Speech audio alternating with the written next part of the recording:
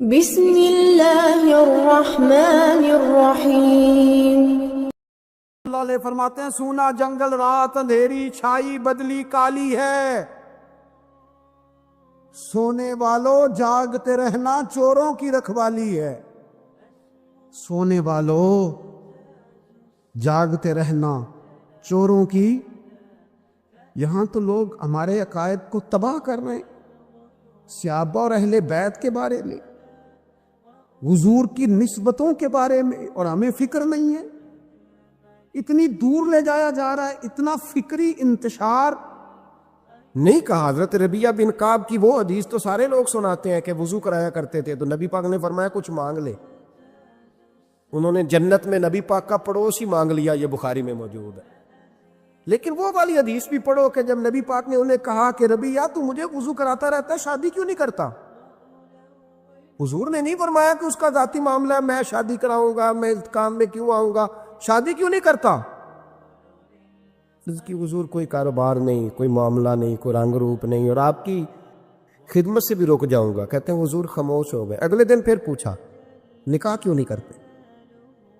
میں نے کہا حضور نہ کاروبار ہے، نہ گھر ہے، نہ مکان ہے، نہ رنگ روپ ہے، کون رشتہ دے گا؟ جب میں یہ کہہ کے باہر نکلا نا حضور خاموش ہو گئے، تو میرے دل میں خیال آیا ربیعہ تو بحث کیوں کرتا ہے؟ اور ان کو بتاتا ہے جنہیں اللہ نے سارا کچھ ہی عطا فرمایا ہوا ہے۔ حضور کہتے ہیں شادی کیوں نہیں کرتا؟ تو چپ کر کے کہہ دے محبوبہ جیسے دل کرتا ہے ویسے کر دے، تم آگے سے دلیلیں دیتا پھرتا ہے۔ یہ بھی کو بات ہوئی۔ فرماتے ہیں اگلے دن میں نے ارادہ کر لیا، حضور نے اگر آج کہا تو کہہ دینا یا رسول اللہ جیسے دل ہو کرے۔ میں نے وضو کرایا، میرا خیال تھا حضور یہاں روک کے کہیں گے، یہاں روک کے کہیں گے، پر حضور نے آج بات ہی کوئی نہ کی۔ میں دیر تک سوچتا رہا یہاں کہیں گے، یہاں کہیں گے، پر آج حضور نے بات ہی نہ کی۔ میں پچھتا رہا تھا کہ 2 دن موقع ملا، میں نے ضائع کر دیا۔ فرماتے ہیں وضو پورا کرا کے جب میں باہر نکلا، دروازے تک پہنچا تو محبوب نے آواز دی، بات سن۔ میں ٹھہر گیا، فرمایا شادی کیوں نہیں کرتے؟ کہتے ہیں میرا تو دل پھولوں کی طرح کھل اٹھا۔ میں نے کہا یا رسول اللہ جیسے دل کرتا ہے کرا دے۔ نبی پاک علیہ الصلوۃ والسلام نے فرمایا فلاں قبیلے کے سردار کے پاس جا، اسے کہا اپنی بیٹی کا نکاح تیرے ساتھ کر۔ کہتے میں گیا، تھوڑی دیر کے لیے توقف کیا انہوں نے، لیکن پھر وہ راضی ہو گئے۔ میں واپس آیا، سنو یہ جی اس کا ذاتی معاملہ ہے، لیکن نبی پاک نے دیکھا کہ اس کو ضرورت ہے میری، اس کا نکاح نہیں ہو رہا، گھر نہیں آباد ہو رہا، تو حضور نے پورا کردار ادا کیا۔ میرے محبوب کریم علیہ الصلوۃ والسلام نے حضرت حارثہ بن نعمان کو بلایا، فرمایا تیرا ایک مکان خالی ہے؟ کہ یا رسول اللہ ہاں۔ فرمایا یہ میرے ربیعہ کو دے دے، اس میں رہا کرے گا، دلہن کو لائے گا۔ حضرت بریدہ اسلمی کو بلایا، فرمایا ایک کھجور کی گٹھلی کے برابر سونا چاہیے۔ یا رسول اللہ کس لیے؟ فرمایا میرے اس غلام نے اپنی بیوی کو حق مہر دینا ہے۔ حضرت سیدنا عثمان غنی کو بلایا، تیسرے صحابی، فرمایا ایک مینڈے کا بندوبست تو نے کر کے دینا ہے۔ حضور کس لیے؟ فرمایا میں نے اپنے غلام کا ولیمہ کرنا ہے، بکرے کا بندوبست کر۔ ساری تیاریاں کر کے دیں۔ حضرت ربیعہ کہتے ہیں جب میں دلہن بیاہ کے گھر لایا تو میرے دوست یار رشتہ دار مبارک دینے آئے، کہنے لگے تیری کیا بات ہے، شادی بھی اعلیٰ خاندان، ولیمہ بھی، اور کھجور کی گٹھلی کے برابر حق مہر بھی۔ تو حضرت ربیعہ رو پڑے، فرمانے لگے میں تو کالا کلوٹا حبشی غلام تھا، سلام بھی کوئی نہیں لیتا تھا، مجھے مبارک نہ دو، میرے مصطفیٰ پہ درود و سلام پڑھو۔ یہ سارا حضور کا کرم ہے۔ کہتے ہیں اس کا ذاتی معاملہ ہے، بھئی سارا دن تیرے ساتھ رہتا ہے، اٹھتا ہے بیٹھتا ہے، تیری نوکری کرتا ہے، تو نے کبھی پلٹ کے دیکھا ہی نہیں، تو نے کبھی اشک شوئی نہیں کی، تو نے اتنا ٹائم ہی نہیں دیا کہ تیرے کندھے پہ سر رکھ کے رو سکے، تیری توجہ ہی نہیں۔ نبی رحمت علیہ السلام دائیں بائیں والوں، آگے پیچھے والوں کا خیال رکھتے، جہاں جس کو ضرورت ہوتی حضور اس کی ضرورت میں پہنچتے، اشک شوئی کرتے، نبی پاک پیار کرتے۔ کہتے ہیں اس کا ذاتی معاملہ ہے، میں کیا کروں؟ سنو حضرت جابر بن عبداللہ رضی اللہ تعالیٰ عنہ کے جو والد تھے نا حضرت عبداللہ بن عمر رضی اللہ تعالیٰ عنہ، وہ اعلیٰ ترین احد کے شہید ہیں کہ نبی پاک فرماتے ہیں رب کریم نے خود ان سے گفتگو فرمائی ہے، خود ان سے گفتگو کی اللہ تبارک و تعالیٰ نے۔ حضرت جابر بن عبداللہ کے والد عبداللہ بن عمر احد میں شہید ہو گئے تھے، 6 یا 10 بہنیں تھیں ان کی، قرضے چڑھ گئے، کاروبار میں نقصان ہو گیا۔ ضروری نہیں کہ کوئی آدمی دھوکے باز ہی ہو تو وہ مقروض ہوتا ہے، یہ ضروری نہیں۔ تلک الایام نداولھا بین الناس، اللہ لوگوں کے دن پھیرتا ہے، حالات تبدیل کرتا ہے۔ اب صحابی پہ کچھ شک کر سکتا ہے؟ لیکن حضرت جابر کہتے ہیں اتنا قرضہ چڑھ گیا کہ ایک ایک بال میرا قرضے میں ڈوب گیا۔ قرضے بڑے دینے تھے، مقروض آتے، تنگ کرتے۔ خود نبی کریم علیہ السلام نے فرمایا ہے کہ جو مقروض ہوتا ہے وہ قیدی ہوتا ہے، جب تک قرض دے نہیں لیتا اتنی دیر تک وہ آزاد نہیں ہوتا۔ حضرت جابر ابن عبداللہ کہتے ہیں میرے باغ میں کھجوریں پکی تھی، یہ بخاری میں بھی ہے، کنز العمال میں بھی ہے، ابن کثیر میں بھی ہے، امام حلبی نے سیرت حلبیہ میں بھی لکھا ہے، 20 درجنوں کتابوں میں آپ کو روایت ملے۔ فرمانے لگے کھجوریں جب میری پک کے تیار ہو رہی تھی تو مقروض جب پیسے لینے آتے تو میں کہتا قرضے یہ کھجوریں پکتی ہیں تو دیتا ہوں۔ یہ ہم پنجاب کے لوگ کیا کہا کرتے تھے، ہاڑی سونی جی، یہاں چاول کی فصل پہ، یہاں گندم کے، ہم نے تو کپڑے لیے ہوتے تھے ادھار دکانوں سے کہ فصل پکتی ہے تو پھر دے دیتے ہیں، کہا کھجوریں پکتی ہیں تو دیتا ہوں۔ فرماتے پتہ مجھے بھی تھا کھجوریں زیادہ تھوڑی ہیں اور جن کے پیسے دینے ہیں وہ پیسے، فرماتے ہیں کھجوریں پک گئی، اتاری تو یہ تو 11 گنا بھی اور ہو تب بھی قرضہ نہیں اترتا۔ کہتے ہیں میں نے دوستوں سے، یاروں سے، رشتہ داروں سے، وہ جو کہتے ہیں نہیں کوئی حکم ہوا تو بتانا، پھر جس دن بندہ حکم بتاتا ہے اس دن کہتے ہیں آج سویرے ہی بچہ پیسے لے گیا، یہ تو 2 گھنٹے پہلے بتاتا تو تیرا کام، ہنس رہے ہیں آپ بیچ بیچ میں سے، 2 گھنٹے بس لیٹ ہیں آپ، بلکہ کئی تو پونے گھنٹے کا ٹائم دیتے ہیں، کہتے ہیں پونا گھنٹہ پہلے تو آ جاتا تو تیرا کام بس، اور جب بھی آپ فون کرو سے اگلی دفعہ کریں تو پھر شاید آدھے گھنٹے کا ٹائم دے دیں کہ آدھا گھنٹہ ہو گیا تو لیٹ ہو گیا، ورنہ کام بالکل تیار تھا۔ اور ہمارے زمانے میں تو دوستی قائم رکھنی ہے تو صرف اس سے رہ سکتی ہے جسے آپ کام نہ بتائیں، حالانکہ اس دوست کا کیا مطلب، دنیا تے جو کام نہ آیا اوکھے سوکھے ویلے، اس بے فیضے سنگی کولوں بہتر یار اکیلے، کیا مطلب ہے، کام بتایا تو رفو چکر ہو گیا، منع کیا ہوا اس بات۔ میرے رسول کائنات علیہ السلام کے صحابی کہتے ہیں سب سے کہا پر کسی نے نہ سنی، جب میں تھک گیا نا تو میں دروازہ رسول پہ چلا گیا، یا رسول اللہ یا رسول اللہ یا رسول اللہ، حضور قرضے زیادہ ہیں، کھجوریں کم ہیں، یہودیوں کے پیسے ہیں وہ مانتے نہیں، نبی پاک نے فرمایا ان سے کہو تھوڑے تھوڑے لے لیں باقی پھر دے، حضور نہیں مانتے۔ حضور کہہ سکتے تھے سلمان جاؤ بات کر کے آؤ، جاؤ بلال صہیب جاؤ، کون جاتا ہے مقروضوں کی سفارش کرنے، کہتا ہے بھائی میں نہیں بیچ میں آؤں گا، اتنے پیسے او ہو، میں اپنے موبائل فون بند کر جاتے، کو پوچھے نہ۔ لیکن نبی کریم علیہ السلام نے فرمایا سنو، خود رسول پاک، خود نبی پاک حضور نے فرمایا چل میں تیرے ساتھ چلتا ہوں، چل میں تیرے ساتھ چلتا ہوں، مقروض کے ساتھ، امیر کے ساتھ نہیں، اس کے ساتھ نہیں جس نے پیسے لینے ہیں، بلکہ حضور مقروض کے ساتھ، گرے ہوئے کے ساتھ چلے، چل میں چلتا ہوں۔ یہودی تک گئے، فرمایا کچھ لے لے، یہ بیچارہ دھوکے باز نہیں الجھ گیا ہے، غربت، کچھ لے لے باقی پھر دے دیں گے۔ کہنے لگا سارے ہی لینے ہیں۔ جب اس نے بات نہ مانی تو پھر یہ اللہ کے رسول ہے نا۔ اعلیٰ حضرت فرماتے ہیں میرے کریم سے گر قطرہ کسی نے مانگا، دریا بہا دیے، دوربے بہا دیے۔ یہ دوربے کیا ہوتے ہیں؟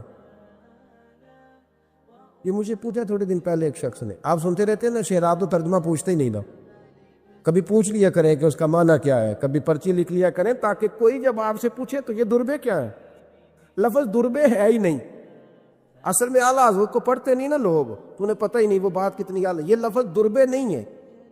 اعلیٰ حضرت کہتے ہیں میرے قریب سے گر قطرہ کسی نے مانگا، دریا بہا دیے ہیں، دور بے بہا دیے۔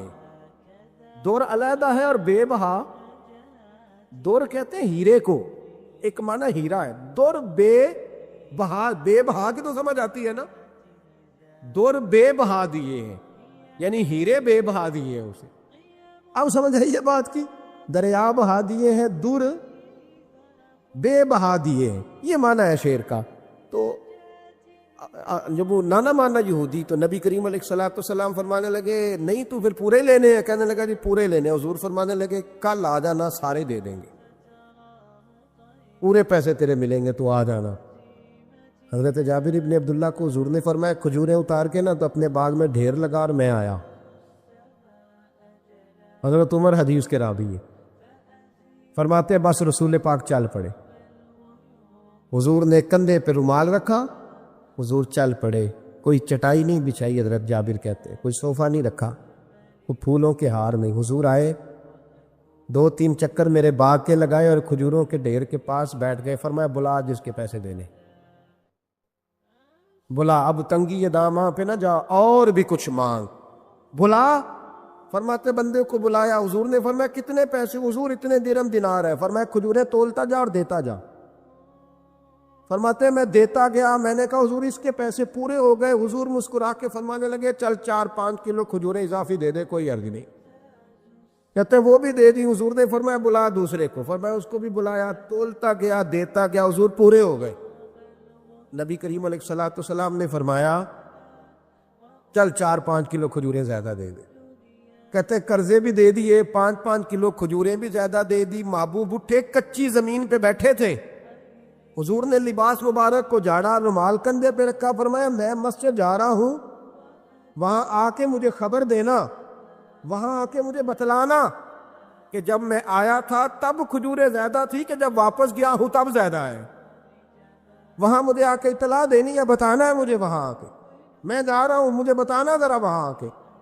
حضرت جابر ابن عبداللہ کہتے ہیں میں نے کھجوریں تولی، میں تھک گیا، میں تھک گیا، ڈھیر تو چھوٹا تھا پر وزن ہی بڑا نکلا۔ کہتے ہیں میں تھک گیا، جتنی دی تھی نا اس سے زیادہ تول کے باقی پڑی رہنے دی۔ میں مسجد میں گیا، ذرا لفظ سننا حدیث کے، کہتے ہیں مسجد میں گیا، جا کے عرض کی یا رسول اللہ میں تول آیا ہوں، جب آپ آئے تھے تھوڑی تھی اور جب واپس آئے ہیں تو کئی گنا بڑھ گئی ہیں۔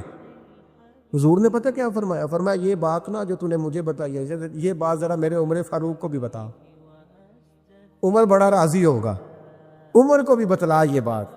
گویا نبی پاک کے معجزات کی، فضائل کی، شمائل کی باتیں جب بتائی جاتی تھیں صحابہ کے دل ٹھنڈے ہوتے۔ عمر کو بھی بتا، عمر راضی ہوں گے۔ جناب جابر ابن عبداللہ رضی اللہ تعالیٰ عنہ فرماتے ہیں میں حضرت عمر کے پاس گیا، میں نے کہا عمر میری یہ رائے تھی کہ جتنی میری کھجوریں ہیں 11 گنا اور بھی اتنی ہو تو پھر بھی قرضہ نہیں اترتا، لیکن سارے قرضے بھی اترے، 5-5 کلو کھجوریں بھی زیادہ دے دی اور پہلے سے زیادہ کھجوریں پڑی ہیں۔ تو کہتے ہیں حضرت عمر کی آنکھیں روشن ہو گئی، چہرہ مسکرانے لگا، کہنے لگا تو اب بتا رہا ہے نا، اب واپس آ کے رزلٹ سنا رہا ہے، تو صحابہ سے پوچھ لے جب نبی کریم گئے تھے تو میں نے اسی وقت کہا تھا، حضور کے جاتے ہی میں نے کہا تھا اب دیکھنا رب کریم جابر بن عبداللہ پر ساری ہی رحمتیں نازل فرما دے، اللہ ہر قسم کا کرم فرمائے گا، خیر ہی خیر ہو جائے گی، دیکھ لے میں نے پہلے بتلا دیا۔ میرے نبی پاک سلام چھوٹی چھوٹی باتوں کا خیال رکھتے، چھوٹی چھوٹی چیزوں پر توجہ دیتے، خیال کرتے کس کو کس وقت کس چیز کی کہاں حاجت ہے، اس کی وہ حاجت پوری کی جاتی، اس کا دھیان رکھا جاتا۔ حضرت جابر خود فرماتے، یہ مسلم کے لفظ ہے، فرماتے ایک دفعہ میں حضور کے ساتھ جہاد پہ گیا تھا، میرا اونٹ کمزور تھا، میں پیچھے رہ گیا۔ ہمارے یہاں شرط لگتی ہے نا، اللہ تعالیٰ خیر فرمائے، ایک بھائی گاڑی خریدتا ہے پھر دوسرا چاہے زیور بیچے اس نے بھی خریدنی ہوتی ہے، ورنہ گھر میں گھسنے کی اجازت نہیں ملتی، بہت سارے خرچے۔ یہ جو جوائنٹ فیملی سسٹم ہے نا، اکٹھے جہاں بھائی رہتے ہیں 3 4 5 6، اس کے بہت سارے خرچے ضد کی وجہ سے بڑھ جاتے ہیں، اس نے کیا ہے تو لہذا میں نے بھی، ہوتا ہے نا جی ایسے، تو پھر اس ضد میں کو پیچھے پلٹ کے نہیں دیکھتا کہ چلو جو پیچھے رہ گیا اس کا بھی ہاتھ پکڑے ساتھ آ جائے، توڑتے رہتے، اس میں بیچارے کئی تھک جاتے ہیں، کئیوں کے پیر دوڑ دوڑ کے سوج جاتے ہیں، بڑے مسئلے بنتے ہیں، لیکن پیچھے پلٹنے کو کوئی تیار ہے؟ اس دوڑ نے ہمیں تھکا کے رکھ دیا۔ مسلم میں ہے، جناب جابر ابن عبداللہ کہتے ہیں حضور کے ساتھ میں جہاد پہ گیا، واپس آ رہا تھا، میرا اونٹ کمزور تھا، بوڑھا تھا، بیمار تھا، سب لوگ آگے گزر گئے، میں پیچھے رہ گیا، کچھ میں پریشان رہتا تھا غربت سے، تو میں مایوس بھی تھا، ذرا پیچھے رہ گیا، پریشان تھا۔ فرماتے ہیں نبی پاک نے نا 2-3 دفعہ پلٹ پلٹ کے دیکھا، ادھر دیکھو. میں نے اپنی زندگی میں بڑے لوگ دیکھے ہیں، وہ امیروں میں چلے گئے، پیچھے پلٹ کے انہوں نے غریبوں کو کبھی نہیں دیکھا کہ وہ ایک دوست ہوتا تھا ہمارا جو ماڑا ہے، غریب ہے، پلٹ کے نہیں دیکھا. کہتے ہیں نبی کریم علیہ الصلاۃ والسلام نا آگے گئے، سب سے آگے. حضور نے 2-4-5 دفعہ نا پیچھے پلٹ کے دیکھا. جابر ابن عبداللہ کہتے ہیں جب میں نظر نہ آیا تو میرے محبوب کا انداز کریمانہ دیکھیں، حضور اعلانیہ فرمانے لگے بھئی مجھے جابر نہیں نظر آ رہا. بے خبر ہو جو غلاموں سے، وہ آقا کیا ہے، وہ آقا کیا ہے. یہاں ہمارے استاد جب یہ حدیث پڑھا رہے تھے نا، یہ حدیث پڑھا رہے تھے تو اچانک رونے لگ گیا. میں نے کہا حضور کیا ہوا، رو کیوں پڑے؟ تو کہنے لگے یار سوچتا ہوں جو محبوب جہاد سے واپسی پر اپنے غلاموں کو نہیں بھولے، وہ میدان محشر میں کیسے بھول جائے. وہ وہاں بھی پوچھیں گے فلانا کدھر گیا، فلانا کدھر گیا، ایک ایک کا نام لیں گے. حضور نام لیں گے ہماری موج بن جائے گی. نبی کریم نے پلٹ کر کے دیکھا، جابر نہیں نظر آ رہے. حضور ان کا اونٹ کمزور ہے، پیچھے رہ گئے. حضور نے یہ نہیں فرمایا کہ ذرا آہستہ کرو ساتھ، یہ نہیں فرمایا، بلکہ نبی پاک نے فرمایا تم چلو. قافلہ چلتا رہا، حضور نے گھوڑا پیچھے کی طرف موڑا، سب سے پیچھے آئے. جناب جابر کہتے ہیں پیچھے میرے پاس. اس حکمت کو آپ سمجھیں، حدیث کے لفظوں پر آپ غور کریں. ایک کہہ کے کہنا ذرا اس کو میرے پاس لاؤ، یہ بات اور ہے، ذرا آہستہ ہو جاؤ، وہ بھی ساتھ مل جائے. لیکن یہ معنی اور ہے کہ غریب جہاں بیٹھا ہے اس کے پاس خود چل کے جانا. حضور خود پلٹ کے پیچھے آئے اور فرماتے میں جو کہ پریشان تھا تو محبوب میری طرف دیکھ کے فرمانے لگے اس کو دوڑاتا کیوں نہیں، پیچھے کیوں رہ گیا. تو کہتے ہیں مایوس بندہ، پریشان بندہ کبھی کبھی وہ اس طرح بولتا ہے کہ جیسے کڑ رہا ہے، تھوڑا سا نا سخت ترش باتیں بھی کرتا ہے. کہتے ہیں میں نے اس عالم میں نا، میں نے کہا حضور اس قابل ہوتا تو سب کے ساتھ مل نہ جاتا. کمزور ہے، ماڑا ہے، مہران ہے، اور وہ بھی پرانی جو چل ہی نہیں سکتی. یہ کہاں یا رسول اللہ دوڑے گا، اس قابل ہی نہیں ہے. حضور اس قابل ہوتا تو قافلے کے ساتھ نہ ہوتا. کہتے ہیں حضور نے میری طرف توجہ فرمائی، میں باتیں کر رہا تھا اپنے اندر کی پریشانی کی تو حضور مسکراتے جا رہے. حضور کے ہاتھ میں چھڑی تھی، فرمانے لگے ایسے ہی تو باتیں کر رہا ہے. نبی پاک نے اونٹ کی پشت پہ چھڑی لگائی اور فرمایا تو دوڑتا کیوں نہیں، بڑے ہلکے سے مسکرا، اوے تو دوڑتا کیوں نہیں. تو جناب جابر بن عبداللہ کہتے ہیں جو سب سے پیچھے تھا نا وہ سب سے آگے نکل گیا، وہ دوڑتا گیا دوڑتا. فرماتے ہیں میرا چہرہ بھی عجیب سا، لوگ میرے انداز دیکھیں کہ یہ کیسے آگے نکل گئے، کیسے، کبھی نہ سوچ یہ کیسے نکل گیا، بس سمجھ لے آگے وہی نکلا ہے جسے مصطفیٰ کی تھپکی مل گئی ہے. تو یہ نہ کہ سیاست کر گیا، چلاکی کر گیا، بس تھپکی مل گئی تو بات بن گئی. کہتے ہیں میں نکل گیا آگے، حضور کی تھپکی جو ملی تھی.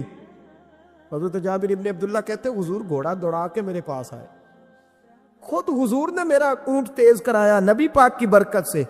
تو قریب آ کے فرمانے لگے ٹھہر جا یار، ہم بھی تیرے قافلے میں، ہمیں بھی ساتھ لے لے.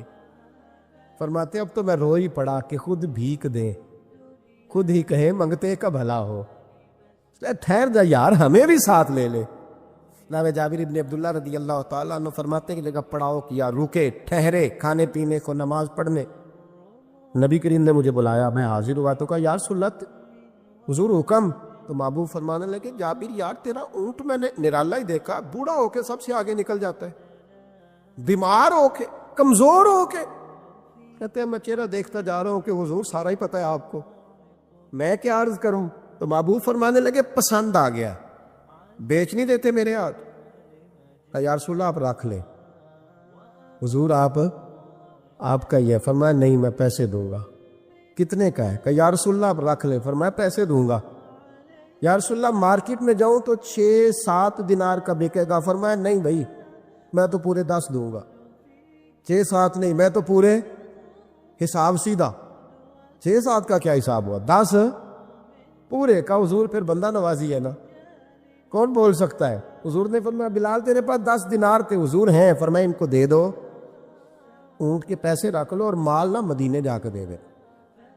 جابر ابن عبداللہ کہتے ہیں میں مدینے گیا شام کو، میں نے نا کبھی اپنے اونٹ کی اتنی خدمت نہیں کی جتنی اس دن کی.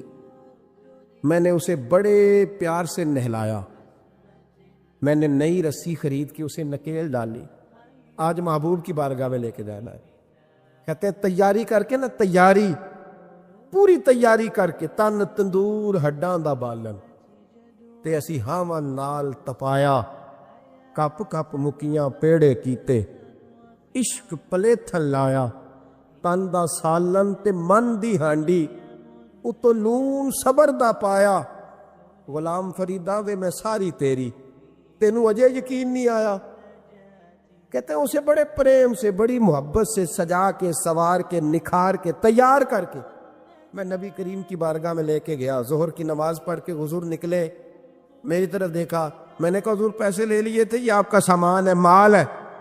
کہتے ہیں حضور نے نکیل تھامی.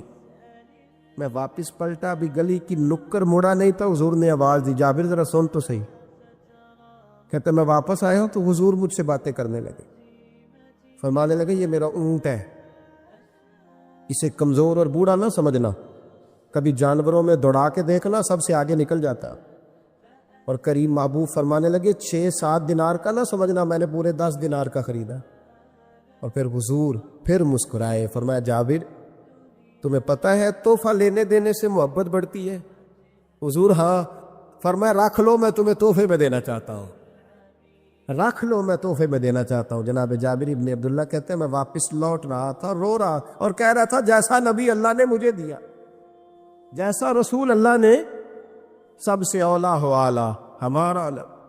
آنکھیں بند کر کے جھوٹ کی زندگی جی کے، اپنے ساتھ بددیانتی کر کے، دھوکہ دے کے اپنے آپ کو، دائیں بائیں اپنے آپ کو کہیں مصروف رکھ کے کچھ وقت ضائع تو کر لیتے ہو، پر تمہیں پتہ تو ہے نا کہ عبادت اللہ کی کرنی، تمہیں اس کی خبر ہے. اور میرے رسول پاک علیہ وسلم نے فرمایا بندہ اللہ کے سب سے قریب اس وقت ہوتا ہے جب وہ سجدے کی حالت میں ہوتا ہے. کس کے قریب ہوتا ہے؟ اللہ کے سب سے قریب ہوتا ہے.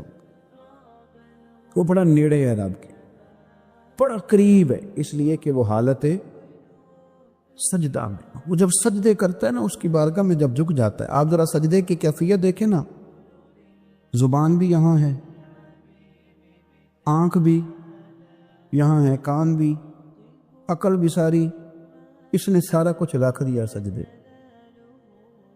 آپ وہ کبھی پیچھے جائیں تو دیہاتوں میں کہا جاتا تھا ناک سے نکیریں نکالو، بہت بڑی سزا ہوتی تھی نا، ناک سے نکیریں نکالو، بڑی سزا ہوتی تھی. تو اس نے کہا مالک مجھے کسی نے کہا نہیں، پر دیکھنا میں نے رکھ دی ساری عقل سجدے میں، اور رکھ کے کہا کیا سبحان ربی یا اللہ، اللہ میں پست ہوں تو اعلیٰ، اللہ تو میرا رب ہے اور تو سب سے اعلیٰ.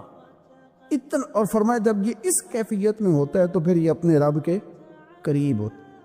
میرے نبی کریم علیہ الصلاۃ والسلام نے مصلی سے دل لگانے کا درس دیا.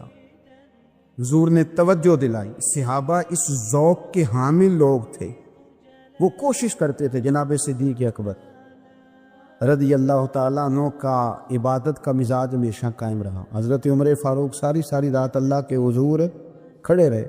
حضرت عثمان غنی رضی اللہ تعالیٰ عنہ عشاء کی نماز پڑھ کے 2 رکعتوں کی نیت باندھتے تھے، 15 سپارے پہلی رکعت میں پڑھ دیتے اور 15 سپارے قرآن مجید کے دوسری رکعت میں پڑھ دیتے. آپ نے نا حضرت عمر فاروق کے وصال کے بعد ان کی ایک بیوہ سے نکاح کیا. حضرت عثمان غنی نے نکاح کیا. وہ خاتون آپ کے نکاح میں آئیں تو عرض کرنے لگی امیر المومنین میرے لیے اعزاز تو بہت ہے کہ میں امیر المومنین کی بیوہ تھی تو امیر المومنین کی منکوحہ ہو گئی ہوں، لیکن حضور نہ تو میں جوان ہوں کہ میرے اندر رغبت ہوتی اور نہ میں اب اس قابل ہوں کہ کوئی خدمت کر سکوں، میرے ساتھ نکاح کی وجہ کیا بنی؟ عثمان غنی رو پڑے. فرمانے لگے میں نے عمر فاروق کو مسجد میں اپنے رب سے ڈرتے ہوئے دیکھا، میں نے اسے روتے ہوئے دیکھا، عدل کرتے دیکھا، انصاف کرتے دیکھا، امت کی خیر خواہی کرتے دیکھا. تمہارے ساتھ نکاح اس لیے کیا ہے کہ تم مجھے یہ بتاؤ کہ عمر فاروق گھر کے اندر اپنے رب کو کیسے راضی کرتے ہیں، گھر کے اندر کیسے راضی کرتے تھے، وہ طریقے بتلاؤ، تم بتاتی جانا اور میں بھی اسی طرح گھر میں عبادت کروں۔ جس گھر میں اللہ کا ذکر ہوتا ہے وہ گھر زندوں کا ہے، اور جس گھر میں رب کریم کا ذکر نہیں ہوتا وہ گھر زندوں کا نہیں ہے۔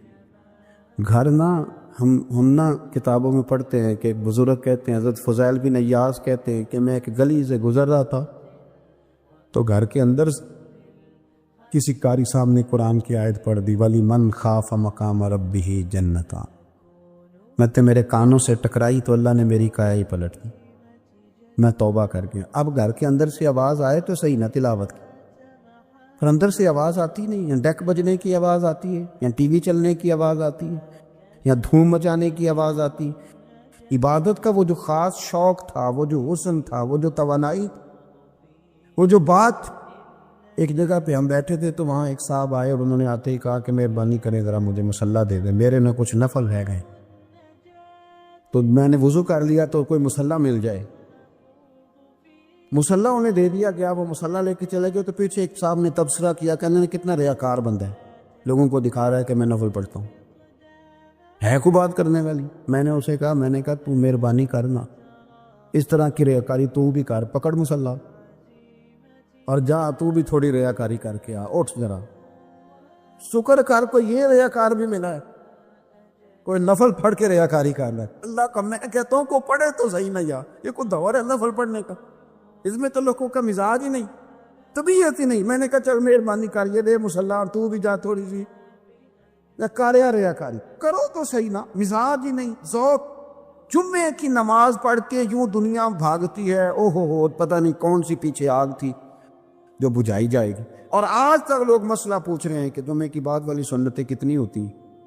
میں نے کہا کتنے سال ہو گئے جمعہ پڑھتے، کتنے سال ہو گئے، ابھی تک سنتوں کا نہیں پتہ، ابھی تک نہیں علم کے پہلے کتنی رکھتے ہیں اور بعد میں کتنی رکھتے ہیں۔ فجر کی سنتیں کب پڑھنی چاہیے، سنو فجر کی سنتوں کے بارے۔ میرے رسول کریم سید عالم صلی اللہ تعالیٰ علیہ وسلم سے ایک صحابی نے پوچھا تھا، حضور میری فجر کی سنتیں رہ گئیں یا رہ جاتی ہیں تو حکم کیا ہے، کیا انداز ہے حضور کا۔ بخاری مسلم کے لفظ سنو، حضور سید عالم صلی اللہ علیہ وسلم فرمانے لگے، اس نے کیا پوچھا تھا، حضور جواب کیا دیتے، فرمایا فجر کی سنتیں کبھی نہ چھوڑنا، فجر کی پہلی 2 سنتیں کبھی نہ چھوڑنا۔ یا رسول اللہ صلی اللہ تعالیٰ علیہ وسلم میری رہ گئی ہیں، رہ جاتی ہیں، فرمایا فجر کی 2 سنتیں نہ چھوڑنا، فرمایا فجر کی پہلی 2 سنتیں مجھے دنیا اور دنیا کے اندر جو کچھ ہے وہ سب سے زیادہ پیاری ہے۔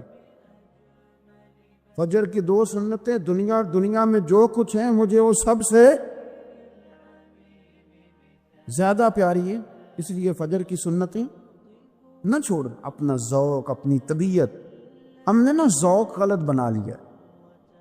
اگر 20 بندے کہہ بھی دیں گے تو نے بڑی شاندار تلاوت کیا تو کیا اس سے بنے گا، 100 بندہ کہہ بھی دے تیری کیا بات ہے، کیا بات ہے نعت خاں کی، کیا بات ہے علامہ صاحب کی، پیر صاحب کی، پیر مہر علی شاہ صاحب رحمۃ اللہ علیہ۔ آپ تشریف فرماتے تو آپ کے ایک ہی بیٹے بابو جی جن کو کہا جاتا ہے، جس دن صاحبزادے پیدا ہوئے تو خادم نہ وہاں سے نکلا۔ ان لوگوں کے شوق اور طرح کے تھے نا، تو ان کی توجہ بھی اپنے شوق کی طرف رہتی، تو خادم نکلا اندر سے، پیر صاحب مبارک ہو، پیر صاحب مبارک ہو، پیر صاحب مبارک ہو، پیر صاحب مبارک، وہ شور کر رہا ہے، تو پیر صاحب کو وجد ہو گیا، اللہ اکبر، اللہ اکبر، اللہ، کیا ہوا، کس کی مبارک دے رہے ہو؟ اس کی حضور اللہ نے بیٹا دیے۔ تو آپ فرمانے لگے اچھا حضور آپ کیا ہوا، آپ تو پریشان ہو گئے۔ فرمانے لگے جب تو نے 3 دفعہ کہا نا مہر علی کو مبارک ہو، تو میں سمجھا تھا شاید تجھے کسی نے بتا دیا ہے کہ مہر علی سے اللہ راضی ہو۔ میں سمجھا تھا کہ شاید تو یہ خبر لے کے آیا ہے کہ کسی نے بتایا ہے کہ مجھے آج خبر ملی ہے کہ مہر علی سے رب، اچھا پتر ہوا ہے، الحمدللہ اللہ کا شکر ہے، پر میرے لیے مبارک کا دن وہ ہوگا جب میرا رب کہے گا کہ میں مہر علی سے راضی، میرے محبوب کہیں گے کہ میں مہر علی سے، آپ بات کو سمجھیں، شوق ہی کسی اور طرف تھا، دل ہی کہیں اور لگا ہوا تھا، طبیعت ہی کہیں اور مائل تھی. کوئی وظیفہ پوچھتے تھے تو پڑھتے تھے وہ لوگ, کچھ اللہ اللہ انہیں بتائی جاتی تھی تو کرنے کا ذوق رکھتے تھے, طبیعت تھی, قائل تھے. حضرت ربیع کہتے ہیں میں بڑی دور سے سفر کر کے گیا حضرت اویس کرنی سے ملنی, بڑی دور سے, اور جب میں پہنچا تو فجر کا وقت تھا. تو حضرت اویس کرنی کو میں نے پا لیا, تو وہ نماز پڑھ کے نا قرآن شریف لے کے بیٹھ گئے. فرماتے ہیں اشراق چاشت کا وقت ہوا تو نفلوں کی نیت باندھ لی. محدث ابن الجوزی نے لکھا ہے, فرماتے ہیں پھر جب زوال کا وقت ہوا تو مسجد میں جھاڑو دینے لگ گئے. زور کی نماز پڑھ کے تو عصر کی تیاری تک وہ مسجد میں بیٹھے رہے. اور میرے نبی پاک علیہ السلام نے فرمایا جو نماز کے انتظار میں بیٹھا ہو وہ نماز ہی میں ہے, وہ نماز ہی میں ہے. فرمایا میری دنیا, میری امت کی جو رہبانیت ہے نا وہ اتنی ہے کہ نماز کا انتظار کرے. اذان کے بعد نماز کا یہ راہب ہے, یہ اس وقت چھوڑ کے بیٹھے ہیں ذرا. فرماتے ہیں عصر تک انہوں نے اللہ اللہ کی, پھر مغرب تک کی, عشاء کی نماز ہوئی تو نماز پڑھی تو وہ تھک گئے. اب مجھے وہ فارغ ہوں, مصلی چھوڑے تو میں ملاقات کروں نا, کہ آپ حیران نہ ہو کہ اتنی دیر بندہ کیسے اللہ اللہ کر. ہم نے کی نہیں نا, اس لیے ہم پریشان ہیں. جو عادی ہوتے ہیں وہ کر بھی لیتے ہیں. وہ یہ کام, میری بات کی سمجھ آ رہی ہے؟ جب جاتے ہو کسی دفتر میں تو 8 گھنٹے کھڑے رہ لیتے ہو نا, مجبوری ہوتی ہے تو کھڑے رہا جا سکتا ہے. پاسپورٹ کا دفتر, بولیے, امیگریشن کی لائنوں میں, اور میں نے تو ایمبیسیوں میں بندے 12 گھنٹے پہلے جا کے کھڑے دیکھے, رہ لیتے ہیں کھڑے. تو اگر ان کاموں کے لیے رہا جاتا ہے تو اللہ رسول کے لیے بھی کھڑے رہا جا سکتا ہے. تو فرمانے لگے کہ جب عشاء کی نماز کے بعد آخر انسان سے تھک گئے, نیند کا غلبہ ہوا تو تھوڑی ایسے آنکھ بند ہوئی تو کھلی تو رونے لگے. حضرت ویسے کر دیا, رو کے کہنے لگے مالک مجھے غافل تو نہ کر, ابھی میں نے کیا بھی کچھ نہیں, دن ختم ہو گیا, کوئی نفل نہیں, کوئی اللہ اللہ نہیں, اللہ مجھے غافل نہ کر, میری مدد فرما. فرماتے ہیں جب وہ روئے تو میرے ساتھ جو شخص تھا, میں نے کہا اٹھو چلیں. کہنے لگا حضور ملا نہیں. فرمایا جو میں لینے آیا تھا وہ مجھے مل گیا ہے, جو میں ان سے سیکھنے آیا تھا وہ مجھے نصیب ہو گیا, اب اور میں نے کیا لینا, ختم ہو گئی بات, اٹھو چلیں. اللہ کے بندوں نے حضرت ربیعہ بن کعب اسلمی رضی اللہ تعالیٰ عنہ فرماتے ہیں, کہتے ہیں جب بنو قریظہ اور بنو نذیر یہودیوں کے ساتھ حضور علیہ السلام نے جنگ کا اعلان فرمایا تو وہ دشمن ہو گئے. ہمیں خطرہ تھا کہ وہ رات کو کہیں محبوب کو تکلیف نہ دیں, تو کچھ لوگ نا تلواریں لے کے نبی پاک کے دروازے پہ پہرے داری کرتے تھے. گن مین رکھنا حرام نہیں, اگر کسی کو واقعی خطرہ ہو تو اس کے لیے سنت بھی ہے. حضرت علی المرتضیٰ تلوار لے کے حضور کے گھر کا پہرا دیتے تھے. حضرت ربیعہ بن کعب اسلمی رضی اللہ تعالیٰ عنہ فرماتے ہیں کہ رات میری ڈیوٹی تھی کہ میں حضور کے گھر کا پہرا دوں گا. تو فرماتے ہیں میں باہر سن رہا تھا, ساری رات ہی میرے نبی پاک نے اللہ کی تسبیح پڑھی, ساری رات, کبھی تسبیح, کبھی تہلیل, کبھی تحمید, کبھی تکبیر, ساری رات. فرماتے ہیں ساری رات حضور پڑھتے رہے اور ساری رات ہی میں سنتا رہا. مجھے اونگ آ گئی, میری آنکھ لگ گئی, حضور ابھی پڑھ رہے تھے, میں تھک کے سو گیا. اور فرماتے ہیں جب میری آنکھ دوبارہ سے کھلی تو میرے کانوں میں پھر کوئی چیز گونجی, تو میں نے کان لگایا تو میرے حبیب ابھی بھی اللہ کو یاد کر رہے. ساری رات حضور رب کی عبادت کرتے. اسی لیے تو کہا یا ایھا المزمل قم اللیل الا قلیلا, ابھی ساری رات تو نہ جاگا کر, تھوڑا آرام بھی کر لیے گا. میرے بھائی اپنا مصلی, اپنی عبادات, اپنے وظائف, اللہ اللہ جو آپ نے کسی سے سیکھی ہے اس کو کبھی کمزور نہ ہونے دیں. شجرہ شریف جو کسی بزرگ سے آپ لے لیتے ہیں تو کیا رسم ہے کوئی, اس پہ کچھ لکھا ہوتا ہے, وہ پڑھنے کے لیے دیا جاتا ہے, اس پہ لکھا ہوتا ہے کہ یہ اللہ اللہ آپ نے کرنی ہے. انسان پر اگر کوئی شخص نیکی کر دیتا ہے, احسان کر دیتا ہے, تو انسان اس کے سامنے پھر گردن نہیں اٹھا سکتا, یار یہ میرے مشکل وقت کا دوست ہے, اس نے میرے ساتھ نیکی کی. کبھی بھی گردن نہیں اٹھائے گا, جھکا کے رکھے گا. تو اگر عام کوئی نیکی کر دے تو اس کے سامنے انسان کبھی گردن نہیں اٹھاتا. تو جو رب ساری نعمتیں عطا فرمائے, جو کہے کہ تیری تخلیق میں نے کی، تجھ سے پہلوں کو بھی پیدا میں نے کیا، تیرے لیے زمین کا بچھونا بھی میں نے بچھایا، آسمان کی چھت بھی میں نے لگائی، تیرے لیے زمین سے ساری اناج کو، پھل کو، کھیتیوں کو نکالا بھی تیرے لیے، اب تو اس طرح کر کہ تو میری عبادت کر، تو میری بارگاہ میں جھک جا۔ بہت سارے نشے لوگوں کو لگے ہوئے ہوتے، ہر آدمی کوئی نہ کوئی نشہ کرتا ہے، کوئی دولت کا کرتا ہے، کوئی شہرت کا کرتا ہے، کوئی اپنی تعریف کا نشہ کرتا ہے، دو چار لوگوں سے تعریف سن کے مطمئن ہو جاتا ہے۔ ناراض تو نہیں ہو گیا اس جملے سے؟ آپ کرتے ہیں لوگ دولت کا نشہ، یہ جب نقصان ہوتا ہے تو بندے بیمار نہیں ہو جاتے؟ پیسے ڈوب جاتے ہیں تو لوگ بیمار نہیں ہو جاتے؟ تو اس کا مطلب یہ ہوتا ہے کہ نشہ ٹوٹ گیا ہے۔ اب بہک ہوئے ہیں نا تھوڑے سے تو کانپتے ہیں، تڑپتے ہیں، پریشان۔ نشہ ہی اسی طرح ہی کرتا ہے نا، نہیں ملتا تو پریشان ہوتا ہے۔ یہ سارے نشے ہیں، مختلف قسم کا نشہ۔ ہم مانتے نہیں اس بات کو، تسلیم نہیں کرتے، کیونکہ تسلیم کرنا بڑا مشکل کام ہے۔ اس کے لیے تو بڑی ساری چیزیں جو ہے وہ دبوچ کے اور بڑی سارے رستے پھلانگ کے آنا پڑتا ہے، تو بڑا مشکل ہے ماننا، ورنہ کرتے ہیں ہم، ہمارا مزاج ہے۔ یہ گھومنے پھرنے کا، دنیا دیکھنے کا بھی ایک نشہ ہے، یہ بہت ساری باتیں کرنے کا بھی ایک نشہ ہے، گپ شپ کا بھی ایک نشہ ہے۔ دو چار لوگوں کی جب تک پگڑیاں نہ کھول لیں، بعض لوگوں کو نیند نہیں آتی۔ سبحان اللہ و بحمدہ